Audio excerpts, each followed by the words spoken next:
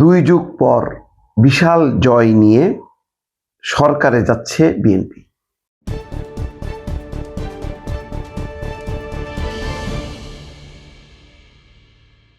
দুই যুগ কেন বলা হলো? 2001 সালে ছিল বিএনপির সর্বশেষ বিজয় বা সরকারে আসা। সেখান থেকে হিসাব করে আজকে 2026 সাল। 2001 সালেও কিন্তু বিজয় ছিল, কিন্তু এখনকার মতন এরকম বিশাল না। 2001 সালের সরকার ছিল বেগম খালেদা জিয়ার নেতৃত্বে। দুই যুগ পর সরকার গঠন হতে যাচ্ছে তারই পুত্র তারেক রহমানের নেতৃত্বে।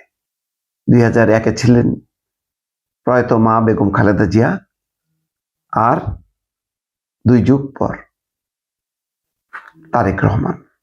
খেয়াল করেন, 2008-এ ভয়ঙ্কর একটা বিপর্যয় ছিল বিএনপির জন্য। 30টা মাত্র আসন। সেই 30টা আসনকে এখন পর্যন্ত বিএনপি 209। আরো ফলাফল ঘোষণার পর বোঝা যাবে যে আর সংখ্যাটা আরো বাড়ছে। যাই হোক, 30 থেকে 209 বা 10-এ রূপান্তর করেছেন তারেক রহমান। 17টা বছর তাকে কাজ করতে হয়েছে, সফল হয়েছে তিনি। এক কথায় বিএনপি এই নির্বাচনে তার কর্মী সমর্থক সবাই, তাদের মধ্যে একটা আনন্দের বন্যা বয়ে যাচ্ছে। সবচেয়ে বড় বিষয় হচ্ছে তার যে যাদের হাতে নির্যাতিত হয়েছে বিএনপি, আজকে সেই আওয়ামী লীগ কিন্তু তাদের প্রধান প্রতিপক্ষ না। সেই প্রধান প্রতিপক্ষ দেশেও নাই। তারা এখন আন্ডারগ্রাউন্ডে, তারা এখন বিদেশে।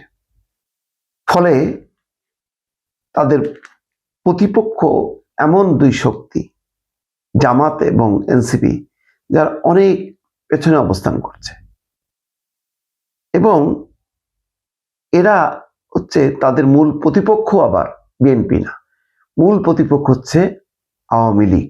বিএনপিকে আওয়ামী লীগ সাজিয়ে গত 16-17 মাসে যে যুদ্ধ করেছে, সেই যুদ্ধের ফলাফল ভালো হয়নি। সামনের কি হবে? সামনে হবে বিএনপির যে চ্যালেঞ্জ, সেটা হচ্ছে অর্থনীতি।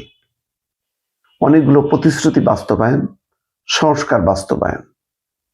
আর জামাত এবং এনসিপি, তারাও যে অবিশ্বাস্য রকম ফলাফল করেছে, যেটা হওয়ার কথা না।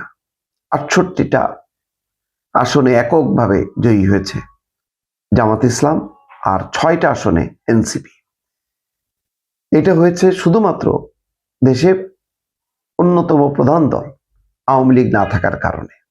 বিএনপির এই যে বিজয়, এর আগেও কিন্তু তারা 200 বা 200 প্লাস মাইনাস আসন পেয়েছে আওয়ামী লীগের সঙ্গে প্রতিদ্বন্দ্বিতা করে। তখন অবশ্য তার সহযোগী ছিল জামাত। এখন বিএনপির সহযোগী হচ্ছে জনগণ। জামাত চলে গেছে, তারা বিএনপিকে আওয়ামী লীগ বানানোর চেষ্টা করে যুদ্ধ করেছে, কিন্তু বিএনপি চলে গেছে ক্ষমতায়, আওয়ামী লীগ কিন্তু রয়ে গেল। বরং এখন আমরা মাঠে অন্য খেলা দেখব। সেই খেলায় দর্শক সারিতে বসে বিএনপি খেলা দেখবে, হাততালি দেবে, হাসবে, উল্লাস করবে। কিন্তু খেলার মাঠে মারামারি, গুতাগুতি, হাড্ডাহাড্ডি লড়াই, কারোর নাক ভেঙে যাচ্ছে, চোয়ালে আঘাত পড়ছে, পা ভেঙে যাচ্ছে, হাত ভেঙে যাচ্ছে খেলতে গিয়ে। সেই খেলায় 3টা দল, কারা জানেন? আওয়ামী লীগ, জামাত এবং এনসিপি। আওয়ামী লীগকে মোকাবেলা করতে হবে, কারণ আওয়ামী লীগের রাজনীতির মাঠে আসার এখন ঘণ্টাধ্বনি বাজছে। কিছুক্ষণের মধ্যেই হাজির হবে খেলার মাঠে, রাজনীতির মাঠে আওয়ামী লীগ। আওয়ামী লীগ কাকে? আওয়ামী লীগের প্রধান শত্রু ছিল বা প্রতিদ্বন্দ্বী ছিল যেখানে বিএনপি। এখন কিন্তু আওয়ামী লীগ ছাড় দেবে না জামাতকে এবং এনসিপিকে।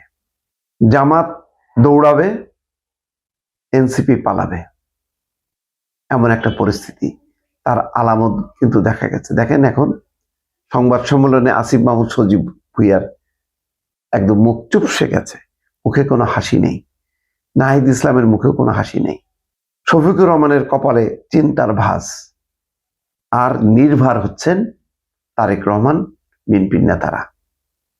কারণ এখন কিন্তু খেলবে।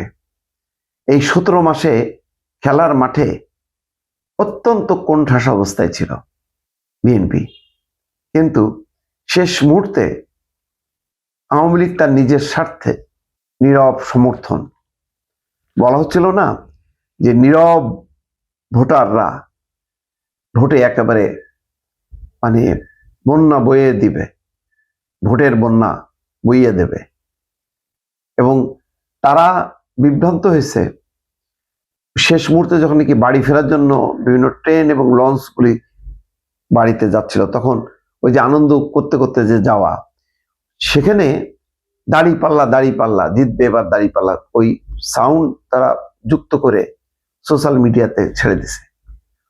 অনেক বোকার দল মনে করছে যে ওইটা বোধহয় দাড়িপাল্লা স্লোগান দিতে যাচ্ছে, মানে বন্যা বয়ে দেবে। মানে নীরব ভোটটাকে সরব করতে যে ফাঁদে পড়ছে জামাত, কিন্তু নীরব একটা ভোট বিপ্লব হয়ে গেছে বিএনপির পক্ষে। সেটা হচ্ছে আওয়ামী লীগ এবং সংখ্যালঘুদের ভোট বিপ্লব। আমি কিন্তু আপনাদেরকে বলেছিলাম যে বিএনপি 3টা ভোট ব্যাংক তার রিজার্ভ হয়ে গেছে, কনফার্ম।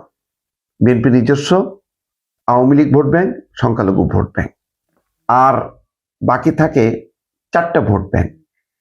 সেই 4টার মধ্যে জামাত তার নিজস্ব ভোট ব্যাংক তো থাকলোই, কিন্তু আর 3টা ভোট ব্যাংক এলোমেলো অবস্থা।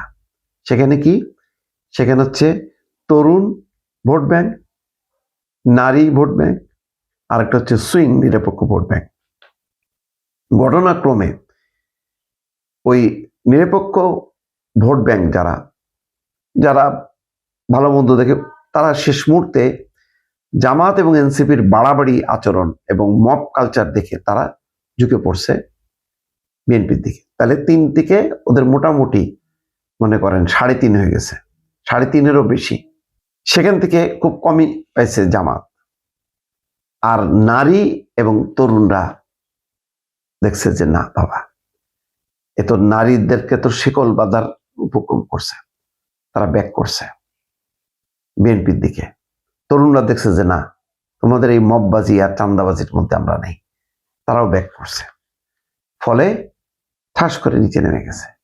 কারণ ওই সমস্ত ওই ইনকলাব জিন্দাবাদ, জিহাদি জিন্দাবাদ, আজাদি জিন্দাবাদ, ভারতীয় আধিপত্য, এই সমস্ত উস্কানিমূলক কথাবার্তা বলে রাস্তাঘাটে যে ধরনের মববাজি, এই মববাজি পছন্দ করেনি তরুণরা, নারীরা, তারা চলে গেছে। তো যার ফলে এখন আপাতত দৌড়ের উপর থাকবে জামাত, পালাতে থাকবে এনসিপি, আর হাসতে থাকবে আপাতত কিছুদিন বিএনপি। এই হচ্ছে পরিস্থিতি, দর্শক।